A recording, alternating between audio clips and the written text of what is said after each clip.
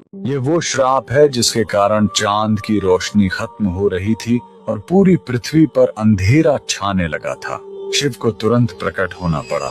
ये कहानी शुरू होती है प्रजापति दक्ष से, जिन्होंने अपनी 27 नक्षत्र पुत्रियों का विवाह चंद्रदेव से इस शर्त पर किया था कि वह सभी के साथ समान व्यवहार करेंगे, लेकिन चंद्रदेव का सारा प्रेम और ध्यान सिर्फ उनकी एक पत्नी रोहिणी पर ही केंद्रित हो गया।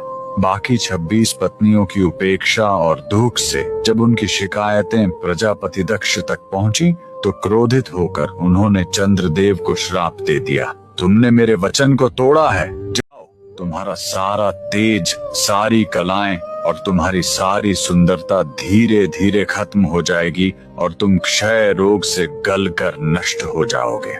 श्राप तुरंत असर करने लगा। चांद का प्रकाश हर पल कम होने लगा, जिससे धरती पर वनस्पतियों और औषधियों का रस सूखने लगा। सृष्टि का संतुलन बिगड़ने लगा। अपने अंत को निकट देखकर भयभीत चंद्रदेव ने ब्रह्मा जी से उपाय पूछा।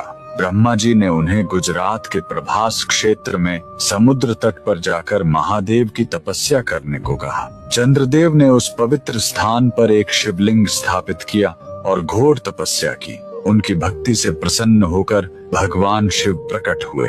उन्होंने कहा, मैं दक्ष के श्राप को पूरी तरह खत्म तो नहीं कर सकता, लेकिन उसका प्रभाव कम कर सकता हूँ। शिव ने वरदान दिया, तुम कृष्ण पक्ष में 15 दिन क्षीण होगे, लेकिन शुक्ल पक्ष में 15 दिन फिर से पूर्ण हो जाओगे। उन्होंने चंद्र को अपने मस्तक पर धारण कर लिया और चंद्रशेखर कहलाए। और जिस ज्योतिर्लिंग की चंद्र ने पूजा की थी वो सोमनाथ, सोम यानी चंद्र के नाथ के नाम से प्रसिद्ध हुआ। और यही सोमनाथ मंदिर भारत का पहला ज्योतिर्लिंग आज भी गुजरात के वेरावल में उसी समुद्र तट पर शान से खड़ा है, जहां चंद्रदेव ने श्राप से मुक्ति पाई थी। लेकिन रुकिए, इस मंदिर का एक और रहस्य है। यहाँ मौजूद बाण स्तंभ यह बताता है कि यहाँ से लेकर दक्षिणी ध्रुव तक समुद्र के रास्ते में कोई जमीन नहीं है। भगवान शिव के भक्त कमेंट में हर हर महादेव जरूर लिखें।